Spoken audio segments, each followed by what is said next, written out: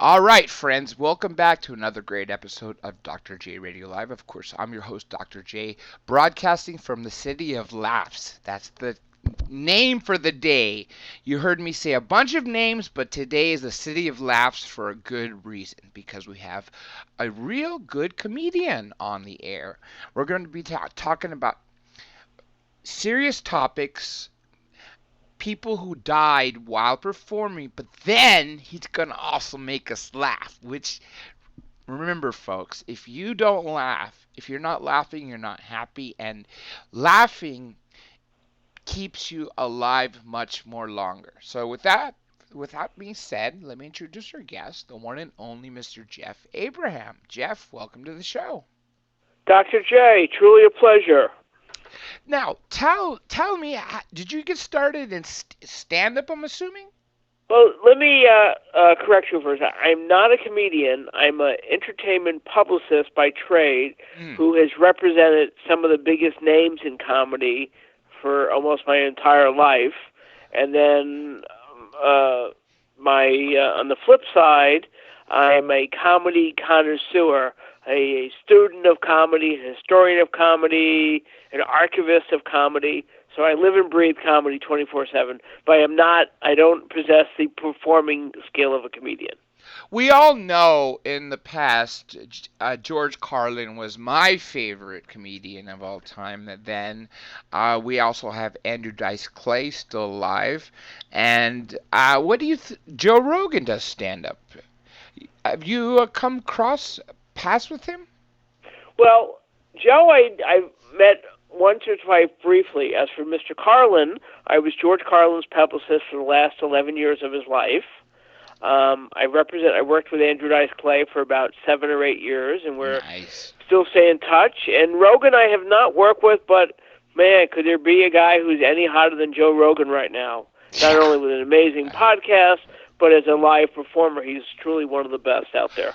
Well, we both live fairly close to him, so one day it'll happen.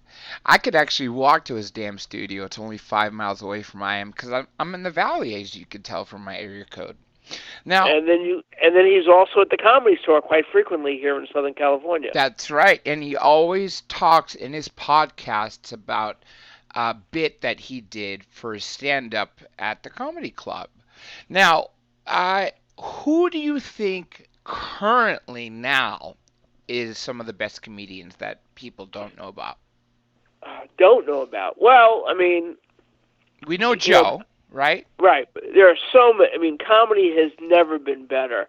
I mean, Netflix has so many great specials, and Comedy Central, and we're living in a wonderful time. Guys like Bill Burr and Russell Peters and Sebastian Maniscalco, John Mulaney. I mean, there's just so many great comedians that you're finding, and then on cable, John Oliver is brilliant. Comedy has just never been better. Bill Burr, he is one of the funniest guys. I always watch his stand-up whenever I can, and I also subscribe to, I don't know if it's his channel or another, but every time he has a 5, 10, 15-minute bit of a topic, he'll put it out there, and I get alerts for it, and I always crack myself up. Now, let's back up for a second. I labeled this the title of your book. Tell the people what the book is and how you arrived at that. The title of the book is called The Show Won't Go On, The Most Shocking, Bizarre, and Historic Deaths of Performers on Stage. Literally performers who have died on stage. We all have heard comedians who've talked about having really bad audiences and said, oh my God, I died. Or when they've had a really great audience, they said, I killed them. Well, this is performers who have died on stage. And I have to give credit to Donald Trump for the influence for this book, and for the inspiration for this book. What happened was a little more than 15 years ago, I went to see an Elvis tribute show in Vegas, out in Palm Springs, out in Trump 29 Casino when he had it down there.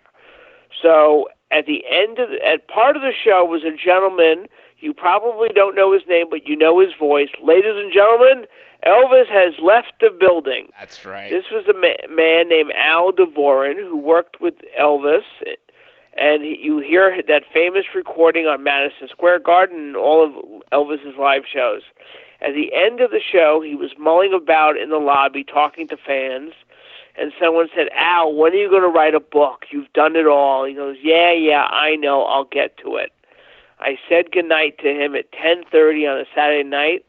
Monday morning, I put on the local news. He had been killed in a car accident Sunday morning after leaving the hotel. Oh, gosh, that's so sad. Right, if that doesn't put a chill down your spine. And I thought about that. I said, I just saw this person, at 10:30, and he was gone by 10:30, then, 12 hours later.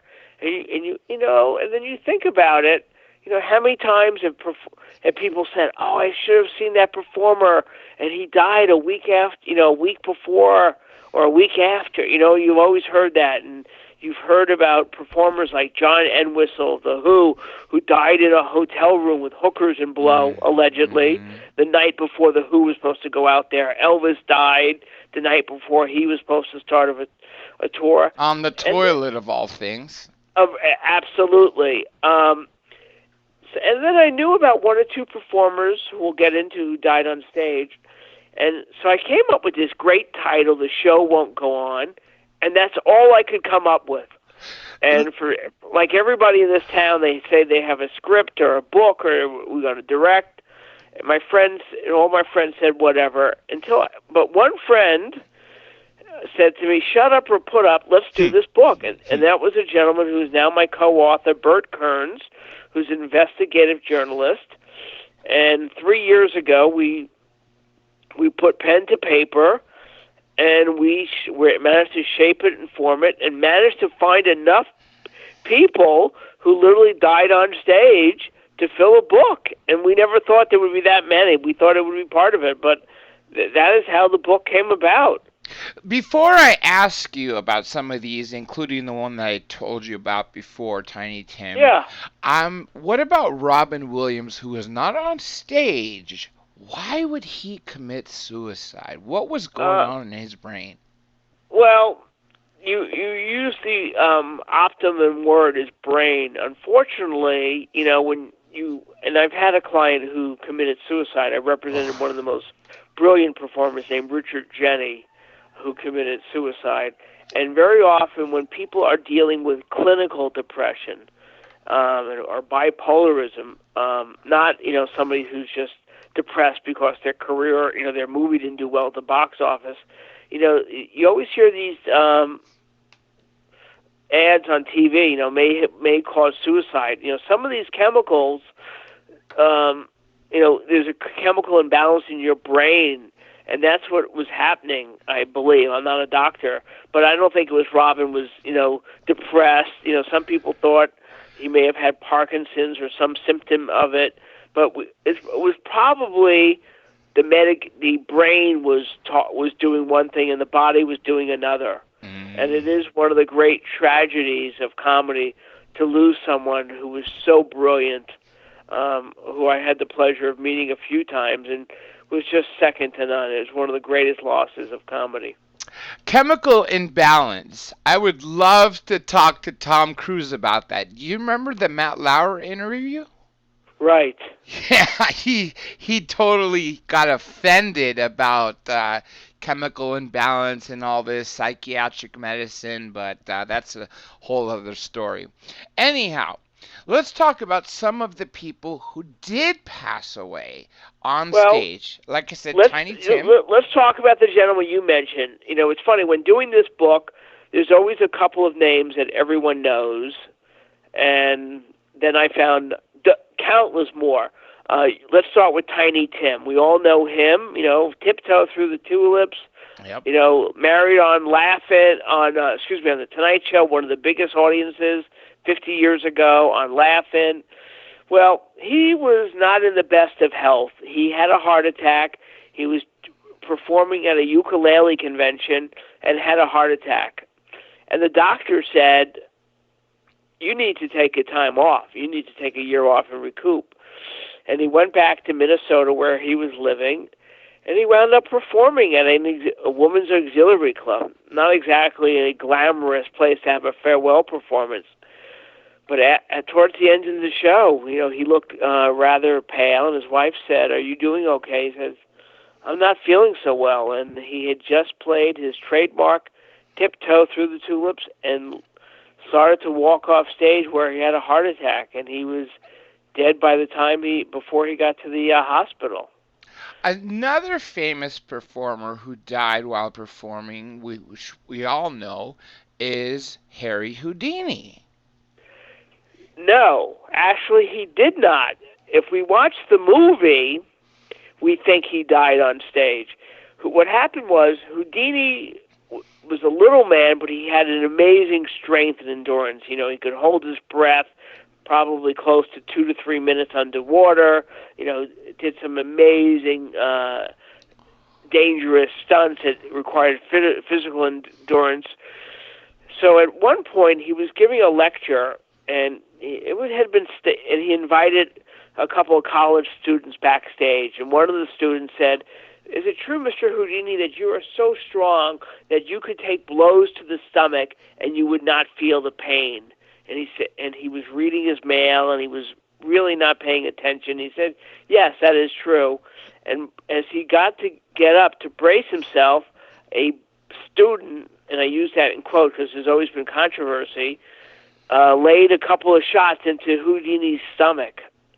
That's right, the college students who punched him and burst his appendix. Now that I remember that. Absolutely. And then he went to a hospital and he died 10 days later. So when doing the book, it really had to be within 24 hours of having the heart attack, going to the ambulance in the hospital and dying. So because of the amount of time, Houdini did not die on stage. But we do have, as people have always tried to outdo Houdini. Houdini attempted an escape called Buried Alive, where he would be buried in dirt, and one where he was going to be submerged in a coffin and be able to hold his breath for an hour and a half. But he really never mastered the art of the illusion or the trick of being buried alive. And it was a performer known as the Amazing Joe, and who said, "I'm going to outdo Houdini. He was buried alive under dirt. I'm going to be buried alive under cement."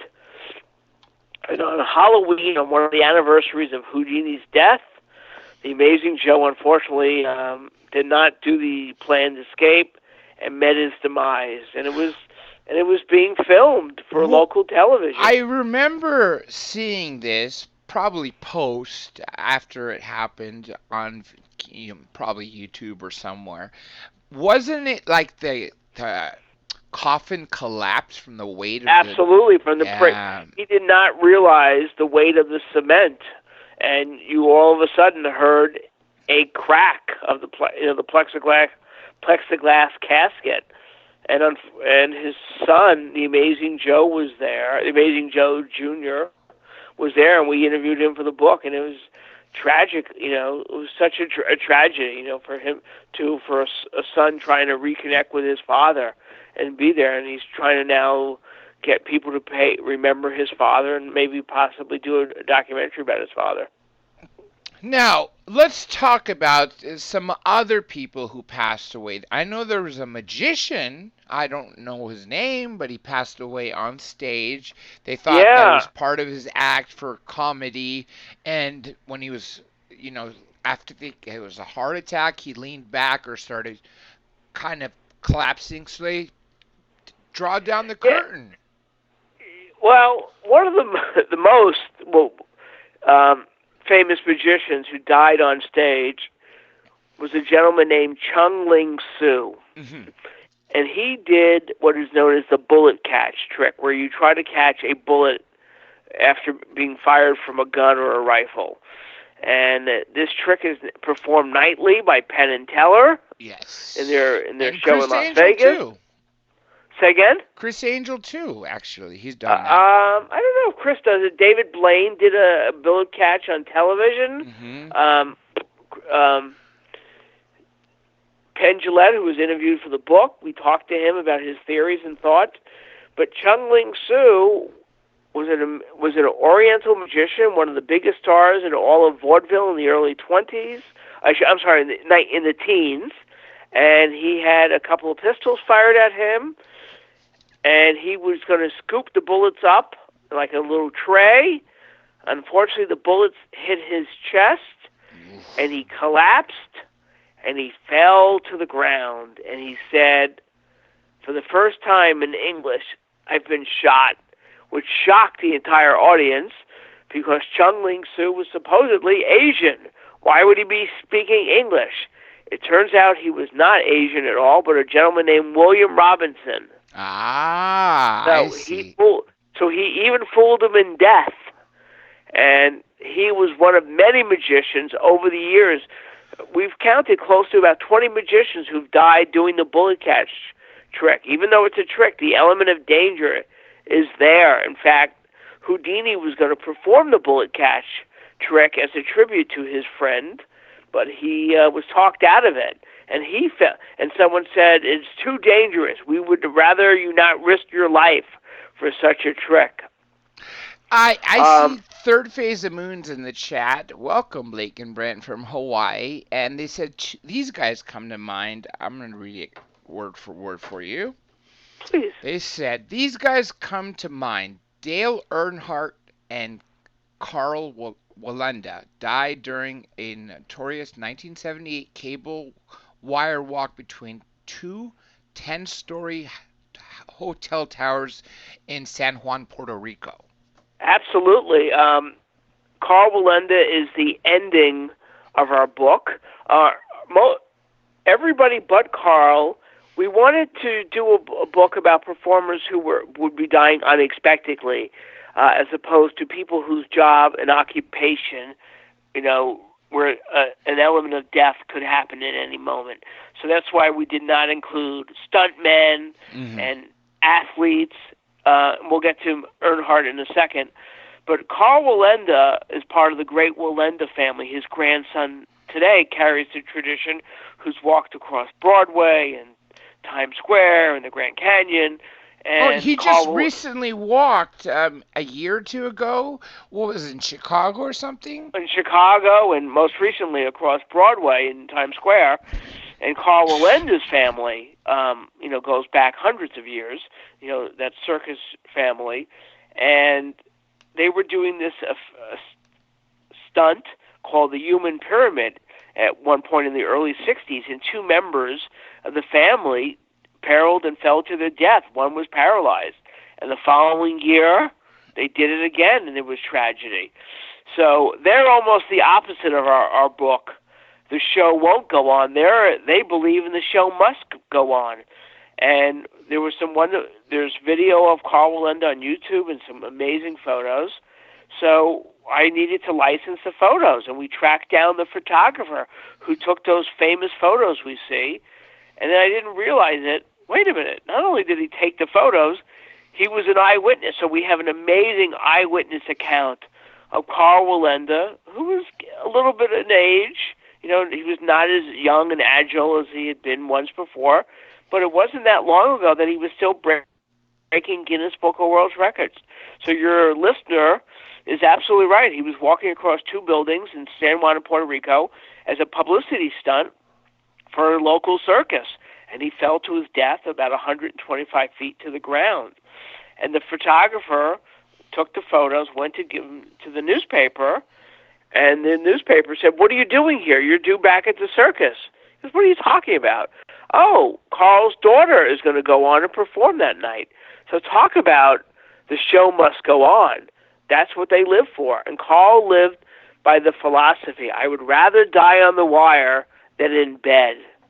And his grandson, Nick Wallenda, says, "Not me. I'd rather die in bed with my grandchildren around me."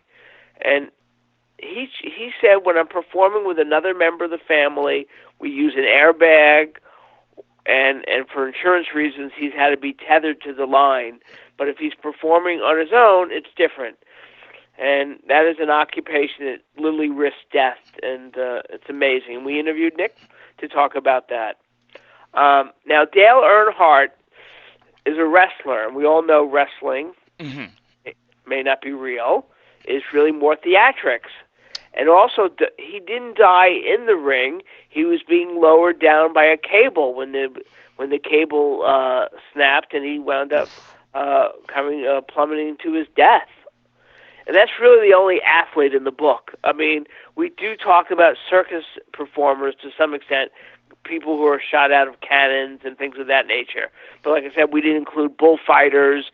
Number of boxers have been killed in the ring, and skydivers like me, etc. I get it. Yeah. Because we put ourselves at risk when we do things like that. Absolutely. These performers are not. They're on stage. They're supposed to be safe. Right, and that's why, believe it or not, the most dangerous occupation we report in our book is orchestra conductors.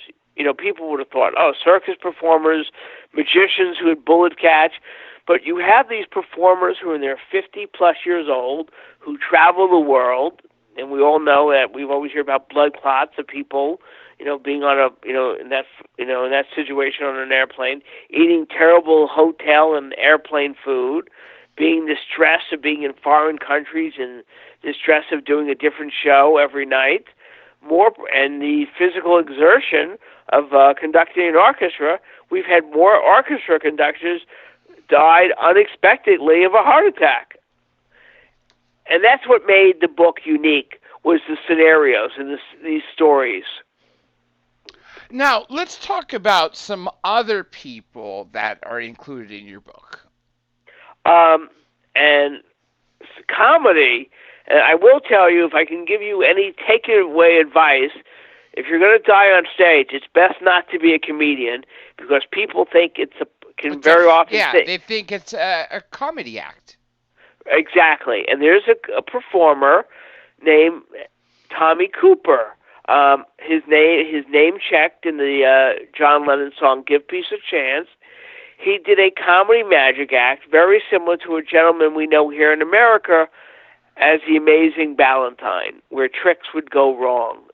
And it was really more of a comedy act than a magic act, but he was very funny, great acclaim in London and British television. And he was doing a big royal variety performance, and he was not in the best of health. He had drinking and smoking, and he felt he was going to do a bit in his act where he wore a cloak and he would produce items from underneath the cloak. And as the items got bigger and bigger, people were pushing out items from behind the curtain, and all of a sudden he collapsed. And the audience thought, "Well, that's funny." And his wife at home had said, "Well, that's kind of weird. He doesn't fall normally in that part of the show, and if he did fall, that's kind of a pretty hard fall." And it was about 40 seconds before they realized that fall was not part of the act. It was a heart attack. And this was on live television. And one of the other performers in the wings waiting to go on was Donny Osmond. And they said, "Donny, we need you to go on." He said, and there's a pair of feet sticking out behind the curtain. He goes, "I'm not going on." And they pushed another act out in front of him, and they went on. And he died, before, and the audience didn't know it until the newscast that night. Jeez, that's so sad. And that became a tradition in British lore. A lot of performers either said, "I hope I don't go out like Tommy Cooper," or other performers found it like glory. They said, "I hope I go out like Tommy Cooper. If I'm going to go out, what better way than to go out with guns blazing?" In fact, your listeners may know a magician known as the Amazing Jonathan, who's a prop comedy magician who was one of my first clients, who just had a documentary done about him. And he says in the documentary, he was announced he had a bad heart, and they told him to stop performing. You have about a year to live. And after about 3 years, he was still living. And he said, "What am I going to do? Am I just going to wait in bed and just die? Well, he goes, I would rather go out like Tommy Cooper and die on stage. Knock wood, he did decide to go back and start performing, but after about 6 performances, his health started to give in, and he died. Fortunately, he did not die on stage like Tommy Cooper, and he's still with us. Another comedian who died on stage is Dick Shawn, who you may know from The Producers and Mad World. Very funny performer. He was performing down in UC San Diego at a college. I had a friend who went there when I was in UC Santa Barbara. Yeah. So there was a wonderful performing arts center on campus, and he was a very avant-garde performer. In fact, the show would open, and he would be lying on stage under a pile of newspapers, and he would pop up out of nowhere and pop up unexpectedly from the newspapers. So for him to fall during the course of the show should not be taken lightly. It could happen.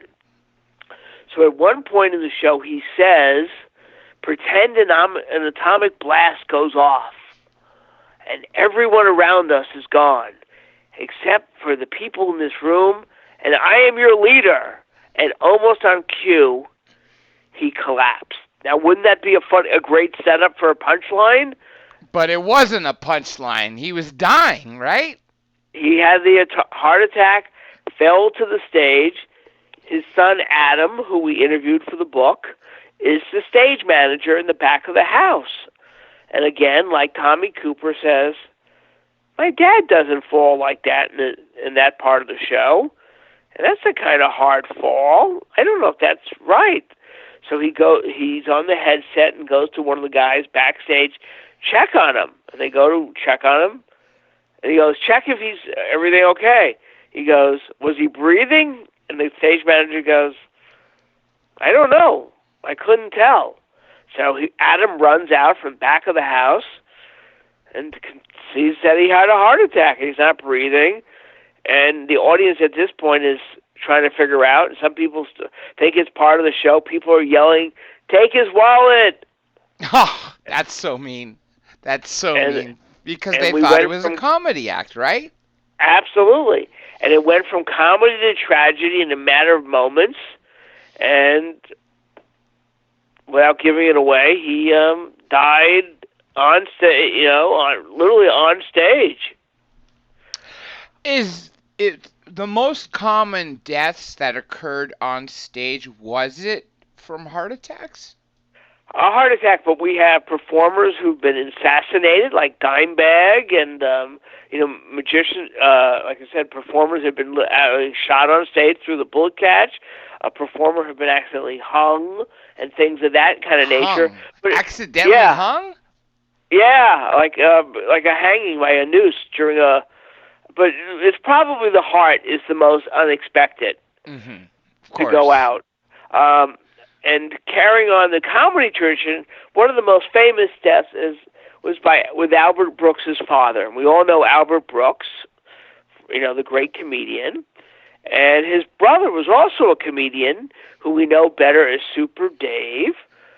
Their real name is Bob Einstein. We know him from Curb Your Enthusiasm as Marty Funkhauser. And Albert Brooks' real name, believe it or not, was Albert Einstein. Huh. Yeah, I see that. Actually, and his father was Harry Einstein. Einstein, right. But in the in the days of radio, he did an act where he adapted a Greek dialect. And he had a character named Park Your Carcass, like your butt. Park your carcass here. To golosu. That's what I'm saying in Greek. Right. Basically, I said your ass. Right, put your butt down here. Yeah. He had not been in good health, and that's kind of like a pattern. So, but he was becoming, in the last year of his life or so, very popular at Friar's dinners and testimonial dinners here in Southern California, and very funny, always the hit of the evening. So they were doing a testimonial dinner to Lucy and Desi Arnaz.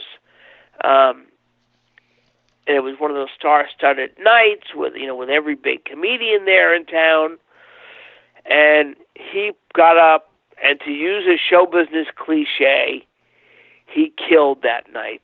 He was hilarious. And you can find the recording on our website, theshowwon'tgoon.com, and you can hear him, and the audience is screaming. And you can hear Desjardins laughing with that Cuban accent and pounding of tables. And Art Linkletter, the old game show host of Kids Say the Darndest Things, was the MC. And so Harry does his act, sits down, and Art Linkletter says, "I don't know why this man does not work more often." And almost on cue, Harry's puts his head down and falls into the lap of Milton Berle next to him. And he's having a heart attack. And they go to get, they yell, "Is there a doctor in the house?" And some doctors come on stage and try to revive him. And our book, we spent 3 years of doing a great deal of research, and there's so many urban legends of deaths on stage, but we really wanted to be accurate. And this story has been reported, and we hope it's true, but if it wasn't, it was too good not to be included in the book. Milton Berle says to Tony Martin, a singer, to entertain the audience, "Tony, sing a song." And Tony apparently sings a song, "There's No Tomorrow." Is that unbelievable? Yeah, because there was no tomorrow for him. Exactly. But we think it was true, and Harry had died. Now, depending on who you ask, some people would say, "Isn't that beautiful? Harry Einstein died doing what he loved." Now, Albert has said in interviews, "Isn't it amazing? My father didn't die driving to the gig. My father didn't die in the middle of his show. He waited until he got his last laugh, took a bow, and then he died." How beautiful is that? Now, his brother has said, "What did your mother do for a living?" "Oh, was she a housewife?" "Well, what if I came to your house while she was making eggs and hitting her over the head with a frying pan and I killed her? Would you say she died doing what she loved?" So it's two sides of the coin. Two people interpret it as dying on stage is not the beautiful thing. And even Adam Shawn people said, "Isn't it sweet that your dad died doing what it's on stage?" He goes, "Well, I guess you could say that, but my dad wasn't that old. He had 20 more years in him. He could have still been performing." So it was a terrible, tragic loss to all of us to lose someone so young, in his early 60s. And now, how many people total have you tracked down in your book? It's funny not to use the expression overkill, but the original subtitle was "The 99 Most Shocking." And our publisher thought we had too many, and it was overkill, so we cut it down. We have about 60, and then we have an appendix in the back, and then we lead into people where we have main entries and then smaller ones. So there's quite the number, it gets up close to 100. And speaking with comedians, there was if you may remember, a TV show called Car 54. There was a comic named Joe E. Ross. He played Gunther Tootie on the show. Next to Fred Gwynn was Muldoon, and he was also one of the sergeants on Bilko. Well, he was getting up in age, and he was performing kind of like in a retirement home in their rec room. And he performed, and in the middle of the act, he died and had a heart attack. There's a question for you here from Lasha Senyuk. Is it mostly men that die? Sounds like it. Maybe because of heart attacks? we have women. I'll give you one of the wonderful women's stories. So Joey Ross dies. His now widow goes to collect the $100 that Joey Ross was due, and she was only given $50. She goes, wait a minute, he was supposed to get $100 for his performance today. Well, he goes, well, he didn't finish the performance, so I'm only going to give you half. That's messed up. $50. And So yeah. that's another one of those great urban legends. We hope it's true, but if not, it was too good not to put in the story. Now, regarding women, one of the great stories, and it's the first entry in our book, was a woman named Jane Little, and she literally lived up to her title. She was about 4'11". Yeah, she was with the Atlanta Symphony Orchestra, and she had been battling health problems in her last few years. But she knew if she continued working with the orchestra, she would have the Guinness Book of World Records for performing with the symphony orchestra. So she comes back after some health problems, and during the encore of the symphony, she dies of a heart attack. Now, that alone would be a pretty great story, amazing. But here she is. She died while playing the song. And if you wrote this in a book or in a movie, somebody would say, take it out. It can't be true. She died while playing There's No Business Like Show Business. What? Yeah, right? That's a great song to say, too. To sing. Now, what is the most recent death on stage? We managed to literally put this in as our book was going to press. In fact, since our book has been published, we probably have had almost a dozen performers who've died on stage. So it's a never-ending book. But as we were literally turning in the last page, on April 11th, 2019, our book came out September 3rd. So how about that for recent? British stand-up comedian Ian Cognito sat down and died on stage during a performance at a comedy club event. Shortly after joking about having a stroke and waking up speaking Welsh, he sat on a stool, breathed heavily, and went silent. The audience thought it was part of the act.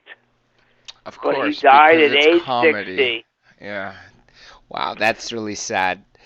Now, what out of the 99 that you were supposed to put, which you shortened and then added in the appendix, which one bothered you the most, personally? Well, I say bothered because I got to witness this one. And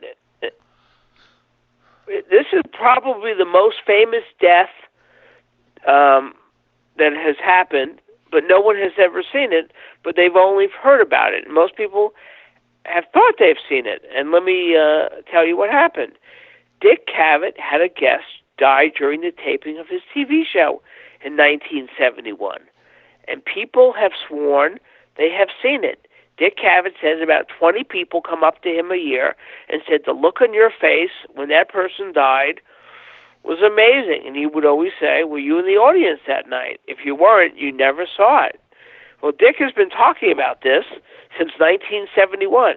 As recently as early this year, he was on Seth Meyers telling the story. So he's told it in newspaper columns and countless interviews. So people are just one of those illusions. They felt they saw it. Well, my good friend works for Dick Cavett, and he said to me, if you get this book published, I will allow you to watch that episode. So Bert and I became the first civilians, authors, journalists to ever watch this episode. So you can almost count the number of people who have seen this episode on one hand. The guy who transferred the tape, Dick Cavett showed it to one person, and my friend who works for Dick Cavett. That's about it. So that was very disturbing to literally watch somebody have a heart attack on stage. I would definitely, absolutely think so. Now that would really get to me on a personal level because I fear death. And sure, every time I've jumped out of an airplane, I know I'm putting myself closer to death, but I take more precautions than most people. For instance, I open higher, things like that. But either way, death scares me probably more than coming in contact with a ghost or an ET. Now, you skydive. as you said, correct? Yes, 128 jumps. Here's a skydive joke, which you might know. Someone says, "How many successful jumps do you need to be a skydiver?" Do you know the answer? 1. All of them. All of them. There you go. That's true too. That's true. And did you hear about about the stuttering skydiver? Nope. A guy stuttering takes a skydiving class, and the teacher says, when you jump out of the plane, count 10, and then pull the ripcord. And the guy says, how long am I supposed to count before I pull the cord? And the instructor says, in your case, just count to 1. Yeah. Well, it's a good thing he wasn't saying that in free fall, because you probably might have hit the ground before even opening his mane. Absolutely. Wow. Talk about death and skydiving. Absolutely. And we're working on a sequel, which will include, Hollywood escapades and stuntmen, and guys dying out of airbags and things of that nature. Dying into airbags and free fall dives and things of that nature. But it's funny. We have guys who were shot out of the cannon, and ironically, you don't die from being shot out of a cannon. It's air pressure that pushes you out. You're not being shot with gunpowder. You know what I mean? Yeah. But what happens is these performers have died, breaking their neck from where they landed on the net. Yeah. Obviously, and that would be a severe instant death for most people, unless they end up living and be paralyzed. Being paralyzed. Absolutely. So what we try to do in this book, we wanted people to care about these individuals, because when I was pitching the book, someone said, "This is the worst mystery novel I've ever read. Everybody dies at the start of every chapter. There's no element of surprise." But we wanted you to be engaged, enthralled, and caring about Jane Little and follow her journey. And then when she dies, you're going, "Oh, that's so sad." Because otherwise, we could have done a book of lists, and it would have been like, and he died, and it would have been boring. We try to give everyone a backstory and be intrigued by it. And then, like I said, the Chung Ling Soo, every magician knows that Chung Ling Soo was born William Robinson. But the book was written for the lay people. They didn't know, so they really were taken aback by that surprise, And when we walk you through the story of the health expert, J.I. Rodale, and the Dick Cavett show, wow, you really feel like you were there, because we were able to give such a detailed eyewitness account. There's another question for you in the chat. Let me read it to you. What was the most bloody death or accident on stage? I'm assuming maybe the bullet catch? Well, I think when Dimebag was shot on stage, he was a performer. There was a crazed gunman, I guess, who went into a nightclub and and pulled out a gun and shot Dimebag. Wow. That's pretty crazy. Was it like the person who killed John Lennon sort of deal? That sort of fascination? Yeah, he was kind of deranged and heard noises and things of that nature. And we do talk about, and leading up to things, that probably Lee Harvey Oswald was the first televised death, Yeah, we could say that. That was a fact, coming out of jail or on his way to a hearing or to prison, whatever it be. Jack Ruby shoots him, and that was live on camera, of course. And there was a newscaster, a woman who had killed herself on air, and there's always been rumors that there's video of that, but I've yet to see any substantial video. It's probably been a recreation. But yeah, a couple of newscasters have committed suicide on air. I mean, there was a Oh, newscaster that. geez, yeah. I've seen that. A female. I'm drawing a blank on her name. They actually made 2 movies about her. I apologize, I'm blanking on the name. And then one newscaster was shot while, by a crazed gunman got up there. And then we live in this world of YouTube people, not, people doing jackass stunts, but YouTube personalities who have TV shows that record themselves doing things. I mean, they have recorded their own death. So we did try to keep it as current as possible. There was a politician, if you recall, and he had an envelope, a large, 8 by 10 envelope. I say manila. And Right. inside of it, he handed 3 letters, one to his wife, one to, I think, media, one to maybe a supervisor. And out he pulls a 44 Magnum, and he puts it in his mouth and shoots himself right there. And that too was another one of the crazy bloody deaths, because the amount of blood from a head injury, especially through and through of a bullet that Absolutely. came out, I could not imagine being there. And I think some of that is part of the reason why there's a delay now when they do live things on TV.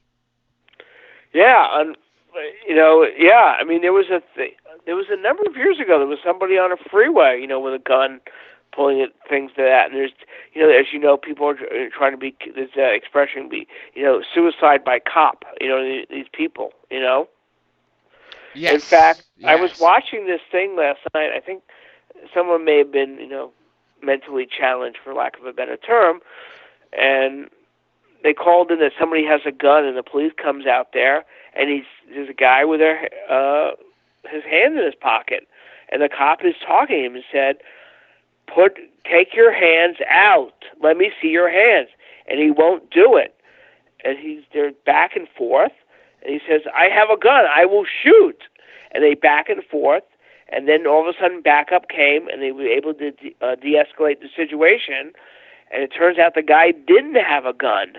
He had a phone, but, when you're a cop, you're risking your life. And, and you have to, it's either that person will either kill the cop or you kill him, you know what I mean? But luckily they were able to get to the situation, but, some people want to be killed by that cop. Yes, so, yeah. Suicide by cop is right, and far some of more those happening now in the last 20 years than, say, in the 50 years prior. Absolutely, and then with body cams, some of them can be recorded. But luckily, a lot of those they don't release to the public. But like I said, with the YouTube stars capturing their death, you hear about daredevils and skydivers, people like that, or someone doing mountain climbing and things like that. Yeah, But again, I'm glad you mentioned that. I had a good friend, and he had a GoPro camera on, and he jumped, and unfortunately, he did a hook turn so he can get. In essence, he did a 270-degree turn so you can get enough speed to swoop, but he miscalculated how far the ground was by 50 feet, and when he hit the ground, the parachute hit first, and then he hit head first. I was unfortunate enough to be one of the few people that saw his own video, his last words, woo, boom, and it just broke my heart, and it still does to this day. Yeah, there have been a couple of YouTube guys who had shows where they would record it. Yeah, and people have recorded their own death, unfortunately, as opposed to, again, someone trying to do a crazy thing. There was one YouTube star had it was a dare thing. He had a circle of death. And one of the things when he spun the wheel said, I will do this. And one of it was to eat like a deadly spider or something, and he ate it and got killed. But again, we didn't want the book to be a book of, faces of death, gore, and things like that. This is more history. I won't mention a name out of courtesy, but a friend of mine, his father is a performer, and he fell, and 2 days later he wound up dying, probably of a result of a blood clot. You know, he didn't die on stage, but he was ready to do a show. He fell. I don't know if he wound up performing that night, but 2 days later he wound up dying. And she found the book very difficult. And I can certainly understand that. We were very lucky that people like Nick Wallenda and Adam Shawn and the Amazing Joe were willing to share their stories. But, you know, we were very respectful of these people.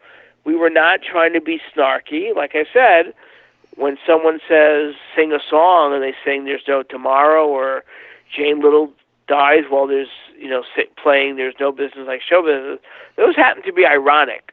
We happen to report those, because if we didn't, it would be bad journalism.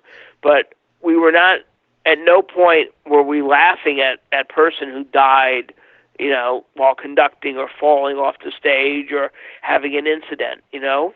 And that was that's why I think the book has gotten so many wonderful reviews, because it was written with such wonderful care, and it's not a morbid book, you know what I mean?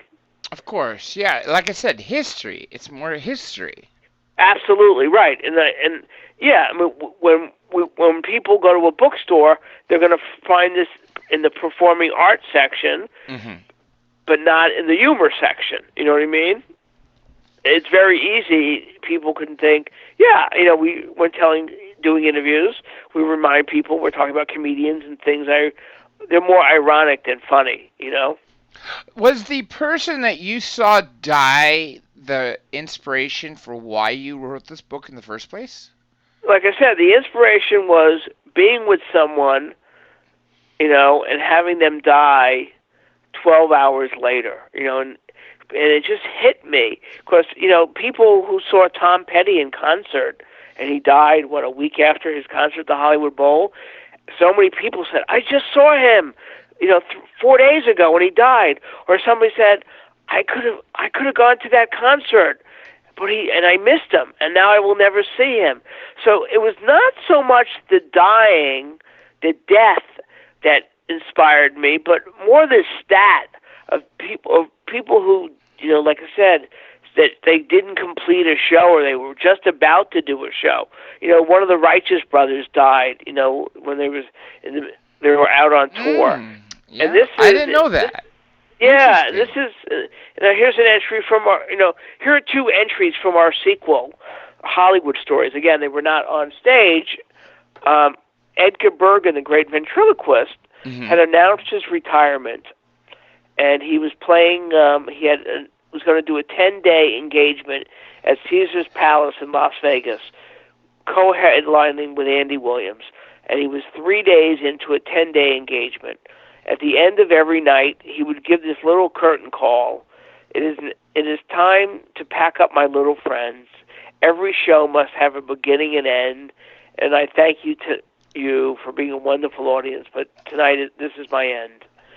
And after the third show, he went to bed and died of a heart attack. And, well, did he die in his sleep, hopefully? Yeah, died in his sleep. Well, at least he didn't suffer. That is what we all wish for. Right, a lot of these people didn't suffer. And Cary Grant was doing a one-man show, and he was out in Davenport, Iowa, and during the middle of rehearsals, he wasn't feeling well and died before the show that evening. So I knew about those kind of stories. Now, and I just wonder how many other stories there are out there. And that's what became the inspiration of the book, was about, you know, the show can't go on, won't go on, couldn't go on. And then, but like I said, Bert, when doing research, we encountered so many, literally deaths on stage was enough to fill a book, and we've now become enough to have a sequel to come out, probably will most likely be sometime in 2021. Now, I got two more questions from you. Go. And was George Carlin like that in his private life? Like always seeing the weirdness in small everyday things? Um, One thing is, people always said George Carlin was angry. And he says, I'm not an angry person. I've never been in a fight in my life. He said he was a performer. So when he was pent up and, talking about something that disgusted him on stage, that was heightened theatrics. But he did believe what he was saying. But when he was that angry about something, it was, about golf courses and the homeless, that was theatrics. But he did have that mind that he would, little things, he said, I think that can be something funny. It was somebody who hears the expression military intelligence. There's two words that don't belong together. Yeah, I know, right? Yeah. And is it a plastic glass? Well, which is it? Is it plastic or is it a glass? His mind just worked that way. He saw everything slightly askewed, Two more questions, and now that we're on George. What made George Carlin laugh? Everything? I know he loved people. I know he was born in 1937. So as a youngster, he saw Martin Lewis. He loved those kind of comedians. Mm-hmm.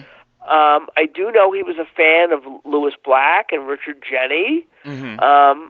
I know he liked Jackie Mason, and I know he liked the old school comedians, because I know I did have the privilege of being with George when we went to see Pat Cooper perform in Vegas, and George was very impressed by that, that machine gun delivery, boom, boom, boom, boom, boom, that old style, boom, and George didn't work in that style, but he admired that style of delivery. Guys were so quick on their feet. There's another question here for you, and this is again, this is about George. Did George Carlin do a lot of drugs? He did. He was addicted to cocaine. Mm-hmm. He had a bad cocaine problem. His lovely daughter Kelly wrote her memoirs called A Carlin Home Companion, I believe is the title, and talked about her dad's problem with cocaine, and he did marijuana. Mm-hmm. Which is legal now for us. Now, right. And then at some point, he was getting some, arthritis and was taking some painkillers, mm-hmm. and then was washing it down with alcohol, which is not a good thing. No, you're not supposed to mix prescriptions with alcohol. Right. And he had already kicked cocaine himself, but this was getting the best of him, and he went into rehab. He checked himself voluntarily, and to get rid of the drugs and alcohol, the prescription drugs and alcohol dependency. But later, at the end of his life, he was clean. He may have had a little toke when he was writing, but he was not perpetually stoned. And the cause of death, as we mentioned, I think off air, was a heart attack. He had a history of heart problems in his family. So he died at the age of 71. Let me acknowledge a listener here for the super chat. Tammy George, thank you so much, and God bless you for your support. Now, let me ask you this, Jeff. While writing your book, did you discover anything like, I don't know, I don't want to say if you discovered a pattern, because there really isn't a pattern. Each person's life is their own life, and everyone's a human. What revelations did you come about by writing your book? Well, one thing is, when we were looking at circuses, the thing where motorcycles ride around in a circle mm-hmm. With centrifugal force? You see that now in like the motocross guys kind of do that. You know what I mean? It's called the Circle of Death. Very few performers died doing the Circle of Death. ironically. But the one thing, as I said, was the orchestra conductors. And I guess with the bullet catch, so many performers have died doing the bullet catch. You'd think at some point they would stop. Yeah, they would stop. Even though and the secret to the trick is, it's a trick, but it's a dangerous one, and it has complications. And you would think at some point after a dozen magicians, number 13 would have said, you know what, I'm taking this out of my act. Yeah, I would definitely think so, because people have already seen it, and like you said, if 12 people died, the 13th person, why would he want to continue it?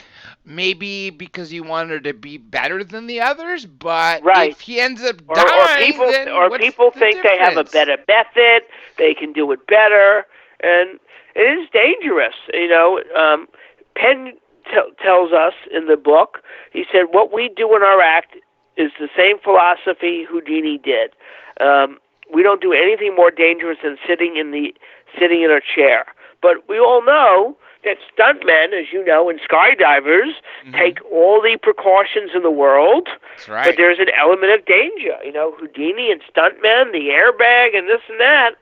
But you take your risk. And the bullet catch, even though I think Penn and Teller probably have a method that is 110% safe, where I think some of the guys back then were maybe 85% safe, and that 15% will kill you.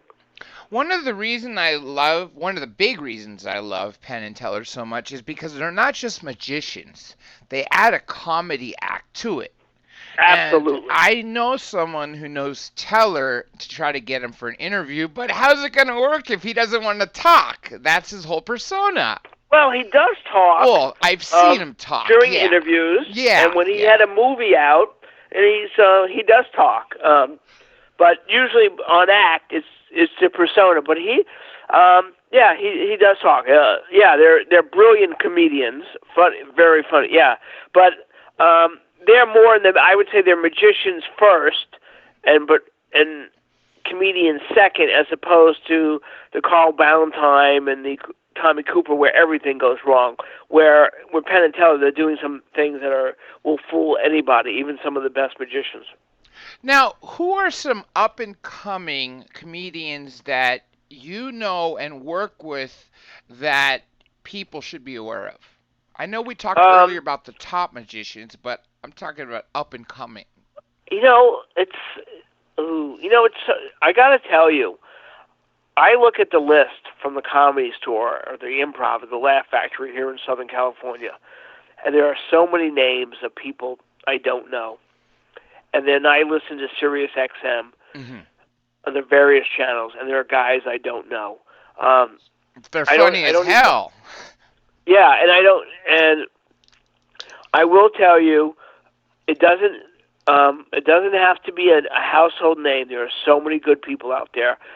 If your listeners are fans of comedy, turn on Sirius XM. They have, I think, multiple stations, 7 channels, and every major city has a comedy club. Some have 2, and in Southern California, we're blessed with 4 and 3 very Laugh close. Factory, Comedy Store, the Improv, and if you go down to Hermosa Beach, we have the Comedy Magic Club, and then we have the Irvine Improv and Brea and the Ha Ha and the Comedy West Side. Comedy is never, and there's a place called Dynasty Typewriter out in MacArthur Park. There's never been better. There are so many wonderful places, and performers were always asked, who's your favorite? They never like to do it because you're forgetting someone. And I don't want to. There's just too many to mention, but Comedy's never in Comedy Central. And I think Bill Burr is even having this thing on Netflix right now, like Bill Burr and Friends, where he's bringing on guys that are and women, I should say. He is. Who are not household names. Dave Chappelle too made a comeback on Netflix as well. No. But I'm saying they're bringing on new people. Tiffany Haddish had a special. It was like Tiffany Haddish and Friends. So there are so many. So yeah, just there's so many great places to see new people. I think we got time for one more question, then I have to run. Well, yeah, I was going to ask you. Well, I like Carrot Top, and it was only when I saw his live show that I really saw how funny this guy is. When I saw him on TV, he just didn't seem that funny, You but know, in you're, live show, he is freaking hilarious. I could not stop laughing for the entire hour. I represented Carrot Top for a number of years. A brilliant performer. You're absolutely right. His live shows are amazing. You know, he's a very easy punchline. Oh, Carrot Top. You know, even I use that as a joke. Yeah. You know, and so I'll say, well, I didn't get to interview Tom Cruise, but I got Carrot Top. You know, it's a great punchline. But his live shows are amazing. I've had people who were not fans. Mm-hmm. But when they saw the show, they were converted. And you know, when he's doing the show, you know, the 6 minutes when he would do a Tonight Show or something, it has a different element, and he's almost kind of making a mockery. It doesn't have the same energy, and I've seen him do very good Tonight Shows, but it's like the Tonight Show, but the live show is like amped up to 11. Now, because you got to go, let me tell you, please hang by for a minute so I can take you off air. Of course. If you have a final statement for everybody, what would it be? And also include there where people can find you in your book. I think you were saying, I think laughter is the best medicine. You know, I try to, you know, with Facebook and everything and what's going on in the world of politics, try to get away from it for a while. You know what I mean? Movies are great escapism. The late night shows tend to have too much politics. Go out and laugh. You know what I mean? Well, someone said when you're laughing, you're not hating. That's my philosophy. Laugh and you'll be happy. Well said. And, of course... And then you can find myself and my author, Bert Kearns, on the website, The Show Won't Go On, and you will find our book and with videos and great links. So go to theshowwon'tgoon.com. So that's where people can find you and your book, and you have an upcoming book as well, or two even, right?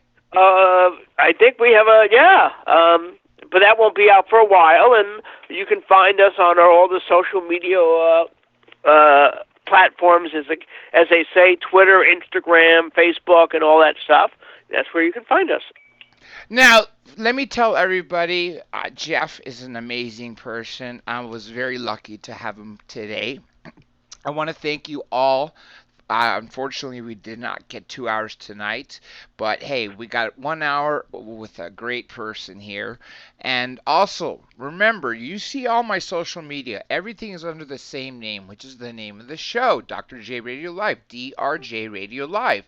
Everything from Instagram, Twitter, Flickr, Tumblr, YouTube, Google, Pinterest, whatever you could think of, mines. But personally, the only things I really check myself is Twitter and YouTube. If you leave a comment in YouTube after the live stream, I always see it because I get alerts.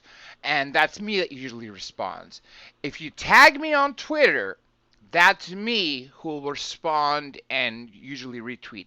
Don't email me, please, because I get so many damn emails that I will get lost in them. And you feel free to use Facebook, and Pam will get back to you, and she'll also let me know that you're getting a hold of me. With that Can we find you on MySpace? Are you on MySpace? Yes, I am, surprisingly. Yes, I'm actually on MySpace, but under my original name before I went to law school, John Elias. So, yeah, that was a great punchline. With that being said, folks, you have a great night. I'll be back Thursday with Robert Morningstar. We'll have a great show then. And for now, me and Jeff are signing off.